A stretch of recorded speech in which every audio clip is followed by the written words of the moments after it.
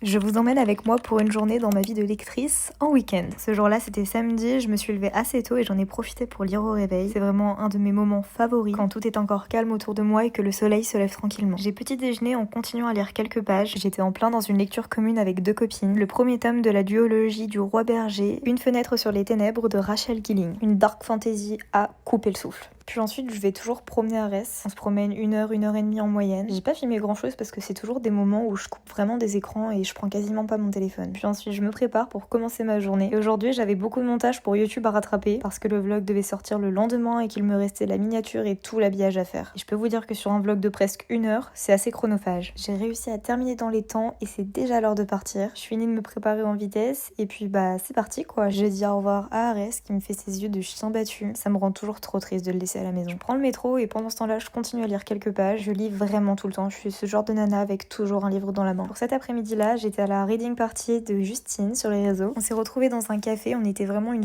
trentaine, je crois. Et elle avait contacté des maisons d'édition pour qu'on puisse avoir des giftings. J'ai donc eu une Cozy Fantasy de chez Flammarion dont je n'avais jamais entendu parler. J'ai extrêmement hâte de la lire. Le concept de ces reading parties, c'est donc de lire pendant une heure ou deux, toutes ensemble. Donc, quand on a fini, on échange, on discute et c'était vraiment trop chouette. J'ai pris le métro retour et c'était bondé, c'était l'enfer. En plus, j'avais fini Une fenêtre sur les ténèbres, donc c'était vraiment long. Quand je suis rentrée, on a mangé sur le balcon, c'était tellement agréable. Le retour des beaux jours, c'est quand même chouette pour ça. Ensuite, j'ai rempli mon carnet de lecture parce que je le fais à chaque fois que je termine un livre. J'ai promené Arès, mais j'ai pas filmé, pris ma douche, fait ma skincare. Tom m'a fait une tresse. Oui, à mon grand âge, je ne sais pas faire de tresse toute seule. Mais écoutez, il s'entraîne pour quand on aura des enfants. Et j'ai choisi ma lecture pour le début de la semaine. Je vais donc lire When the Moon Hatched, une fantaisie qui me donne trop envie. J'ai lu quelques pages, puis je suis allée dormir. Bisous!